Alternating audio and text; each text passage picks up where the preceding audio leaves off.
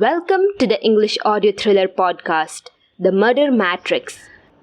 Chapter 5 The Real Matrix, Part 1. Following the big revelation in the previous episode, Mr. Sharma is convinced that Aisha knows something significant about Awan. As we deal with Aisha's secrets, the mystery man is planning his next move. This time, a real matrix. I cannot believe my ears. Nor do I. What AI is this powerful? I don't understand. But I do. I blurted out. I think I have an idea what this is.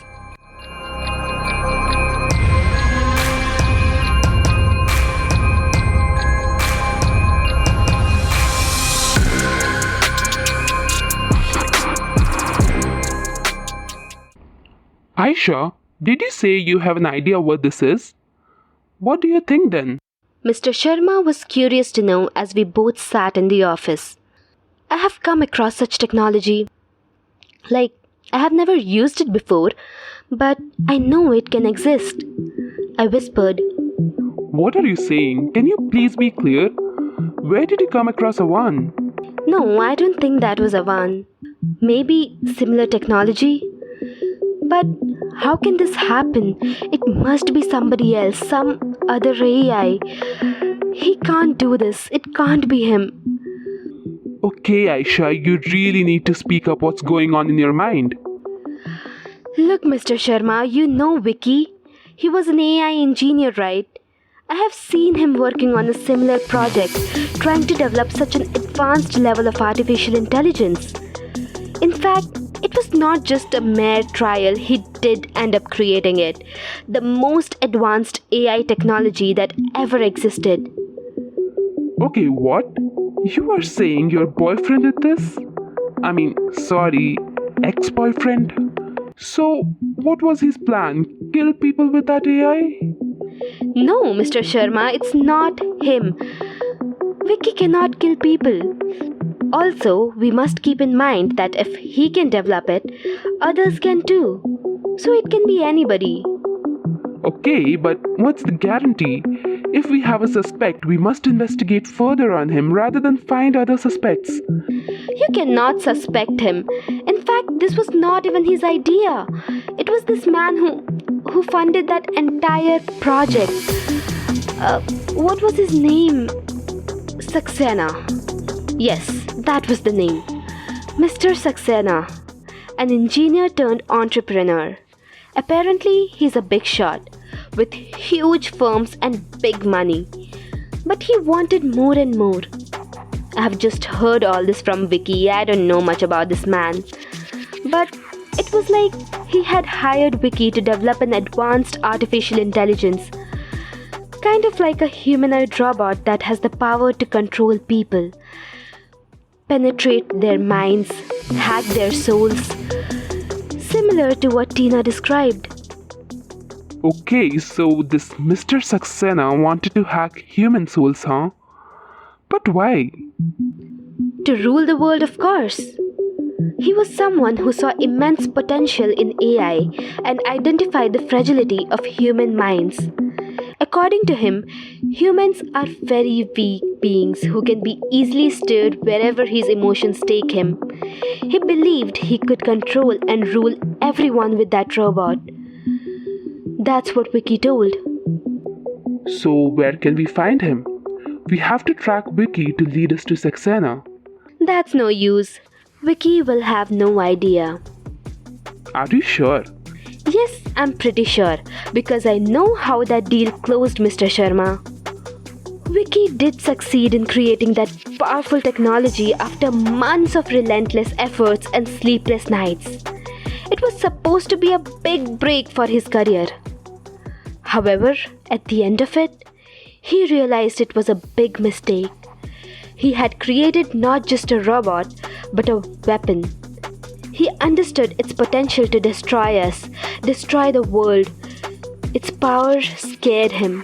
He could envision a big technological warfare awaiting us if he gave it in the wrong hands, if he gave it to Mr. Saxena. So he destroyed it. It's not easy for a craftsman to destroy his art. That AI had all his blood and sweat. He could not destroy it. So, he hid it. He knew Mr. Saxena would come after him. He required a secure place. I helped him a bit and also volunteered to share the security code. So basically, it's either him or me that can open the vault where this so-called weapon rests. And where is this vault? What is the security code? How does it matter? We are not going after it anyways.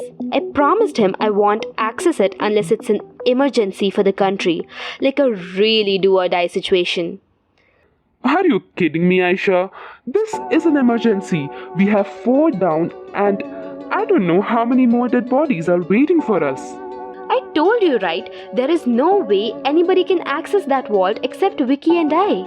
So definitely it's not the same robot. Somebody else has developed it. Then why are we discussing that vault? Because Vicky can access it. For God's sake, Aisha, that robot is with Vicky this time. You have no idea where he disappeared. He just left you, left the city. We have not seen him for years. How can you be so sure that he has not turned rogue? Or maybe Mr. Saxena manipulated him into getting what he always wanted. Or maybe it's a completely different person working on an identical project. And regarding him leaving me, though I am upset about that matter, but I do know the reason. It was not long after we hid that thing, Mr. Saxena was after Vicky. Because obviously he funded that entire project. It's like Vicky cheated on him. Vicky knew it's impossible to stay in the city and deal with a man this powerful. He knew it would threaten my life as well. He left me for my sake, Mr. Sharma. I have no reason to doubt him. Mr. Sharma gave an annoyed look. Okay, fine then. What should we do next?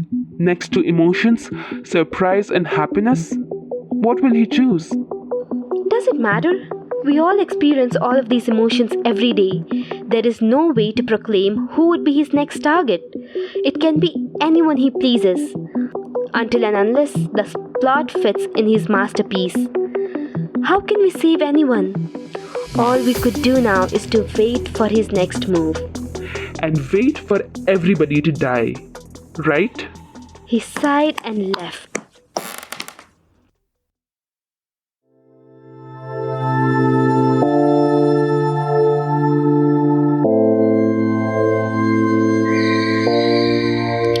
Next morning at 7:45 a.m. It was pleasant weather this morning, but it set about a melancholy air because it reminded me of the last day Tina and I sat together. Now she was in custody, waiting for her trials. And I wondered if I could have been in her place had the man chosen me. My phone lit up with the message notifications and I picked it up to look for something urgent. But it was nothing. Just, what is this? It read 23589. Unknown number. Looks like some coupon code. Forget it. It was time to prepare for another day. I better get up now to change and reach the station. Quickly.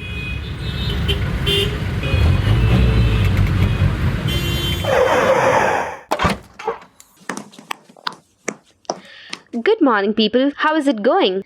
Fine, I'm still immersed in deep contemplation, to be honest. Mr. Sharma said in a hopeless tone. Oh, that's my phone. Raghu jumped up to see the message. 23589. Wait, you got that too? I received the same SMS an hour ago. Me too. An unknown number. Mr. Sharma interrupted. Is it another message of that mystery man? But he has never done this before. Why is he talking in codes before he commits another homicide? Well, ask your boy Mr. Sharma stopped in between, becoming aware that we were surrounded by our team. Raghu, have you got this SMS as well? Yes, ma'am. Me too, ma'am. In fact, even Dr. Roy was talking about the same SMS in the morning. Well, looks like it has been sent to our whole team. Apparently, the mystery man got bored following the same pattern, so this time he wanted us to work our brains some more. Raghu, call the cryptanalysts. Let's get working. At the station, 3 pm. After hours of work with the code breakers and relentless efforts of the officers, the code, or whatever random numbers they were, yielded no results. If it is not crypto, what is it? Anything related to our past? But it has reached the entire team, not a single person. What event would revolve around these numbers? 2, 3, 5, 8, 9. At the station, 4 pm. 2, 3, 5, 8, 9. I had given up on the codes now, though my hard-working team still stood around the analysts lost in the conundrum. So I left. I would rather go home than break my head over something I knew was a clue meant to be thought in a different way. Guys, I'm leaving. I ignored Mr. Sharma's "what the hell" look and walked past the door.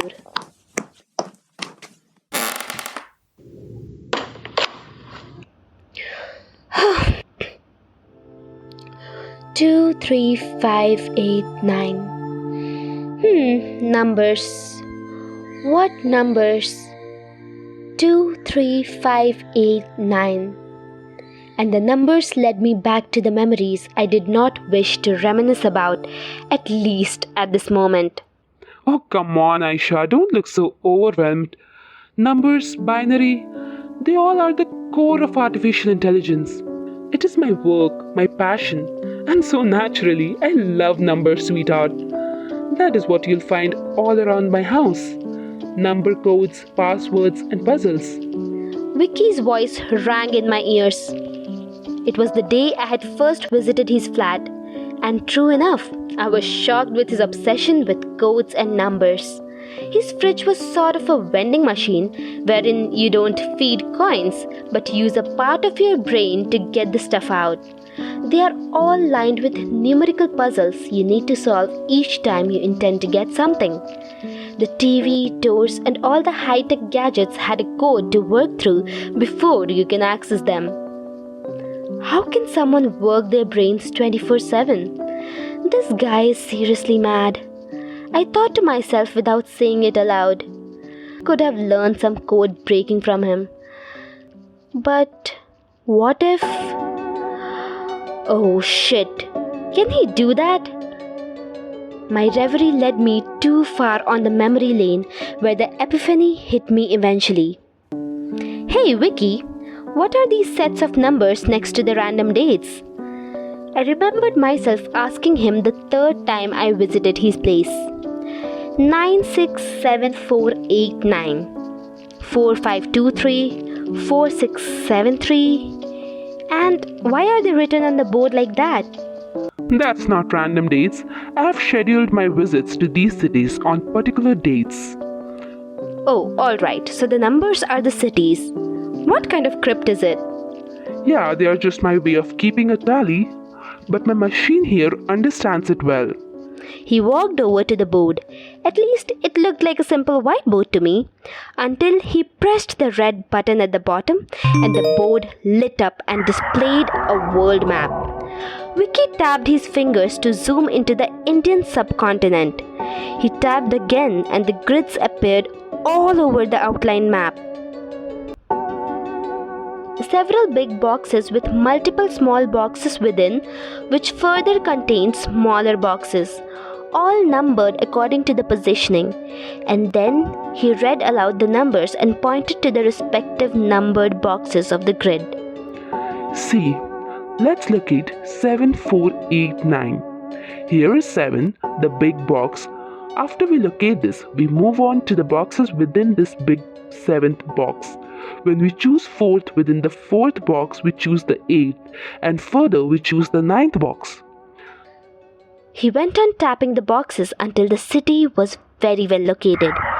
Goa on the map. Look, that's my plan. Goa on 9th Feb. Do you think of yourself as some high profile criminal? Why so many codes? You can just directly write the cities right. Nobody is hot on your trail to travel across the continent with you in case they get to know where you're going next. Why is it so complicated? I sometimes do wonder if I'm dating a psychopath. Oh, Complicated is fun, baby. grids. I need those grids. I got back to the present, ready for action. I knew Vicky had left the city after the breakup. I didn't know where he was gone though. Did he carry the board with him? He should have, given the fact he had set it up with some effort. But these codes, it looks so similar. If Vicky has sent it to my whole team, does he expect me to check the grids? I got up quickly, picked up the bag, and darted outside. Can Vicky do that? All these murders? Thoughts ran in my mind while I ran across the building to my car, and then I stopped because I remembered a significant detail. The 6 basic human emotions. This theory was developed by Paul Ekman, suggests that these 6 human emotions are expressed in pure forms and cannot be deconstructed. Vicky had read it aloud from the research article he was studying that day. Now, why are you reading about emotions? Certainly, your machines and codes have nothing to do with that. What in the world makes you say that? Don't you know, the whole world is working towards uniting machines' intelligence with human emotions to further the integration of AI into human life. When I had spoken regarding this theory to Tina for the first time, I was not able to recall where I had picked the information from. It was just there in my head, and I did not bother to track it back to the source. It was Vicky. All of this is leading me back to him. Vicky, is it really you? We'll find out in the next episode.